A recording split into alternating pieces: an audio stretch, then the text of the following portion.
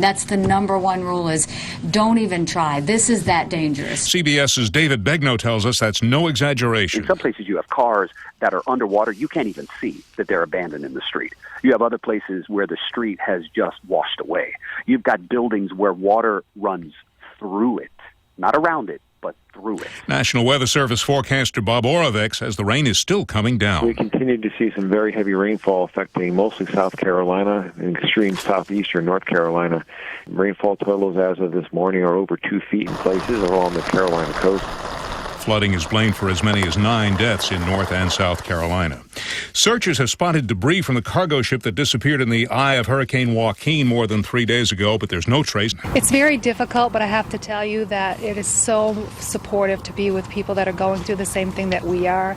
That makes it, if you can even say that, a little less heart-wrenching. We have breaking news from Stockholm, Sweden. The Nobel Assembly at the Karolinska Institute has today... U.S. researcher William Campbell and Japan's Satoshi Omura, who discovered a new therapy for roundworm infections, will share the Nobel Prize in Medicine with China's Yu Tu, who found a new way to treat malaria. Campbell teaches at Drew University in New Jersey.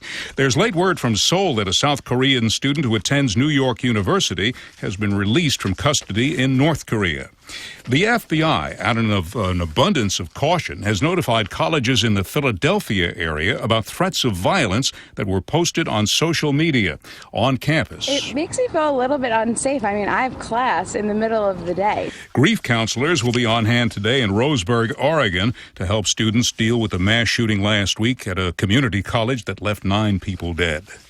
Some federal prison inmates released to halfway houses don't bother to show up. Live to CBS News correspondent Vicki Barker. In the past 3 years, more than 240 inmates have escaped federal custody while on their way to halfway houses. Some of them had histories of violence, and several committed bank robberies while on the lam. About 30,000 prisoners nearing their release dates travel unescorted to halfway houses each year, almost all without incident. But the Federal Bureau of Prisons is under fire for failing to keep adequate records about the worrying few who flee. Frank? Overseas, Islamic State militants have destroyed another piece of Syrian antiquity. Former antiquities official Amir al-Azum says it was an arch that dated back to the time of Jesus. It's a very iconic landmark in Palmyra. Anyone who's visited Palmyra would be familiar with it. S&P futures are up 6 points. This is CBS News.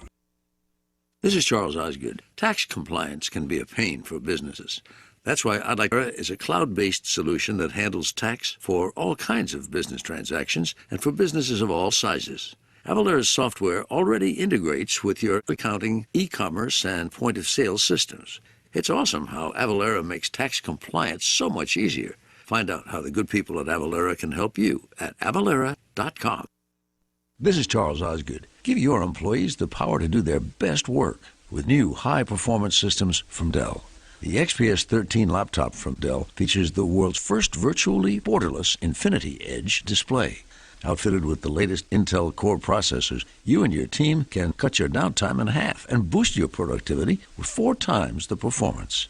Make your work beautiful again at Dell.com/business.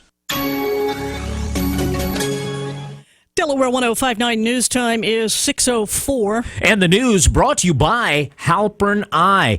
Don't forget 30% off a complete pair of glasses. That's the special till the end of this month. Frames and lenses, 30% off at halperneye.com for all the details.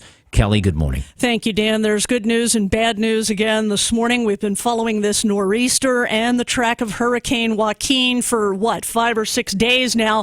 First of all, we're going to start this morning with the bad news from Del Dutch Jim Westoff. Jim, northbound Route 1 between Dewey and Bethany closed once again this morning? That's right. We had to close it just a few.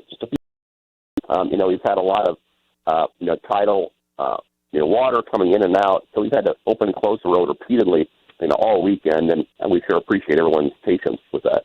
Do you guys have crews on scene? Are you monitoring that, or are you just going back and forth? I know, a lot of this is affecting a lot of motorists across the peninsula, so do you actually have a crew on scene at that bridge monitoring conditions? Yes, we do. We have a number of people there at the bridge, at the inlet, monitoring the situation so we can open and close the road as quickly as possible regarding safety. Even after the road the water recedes, we have to check and make sure that there's no damage to the road.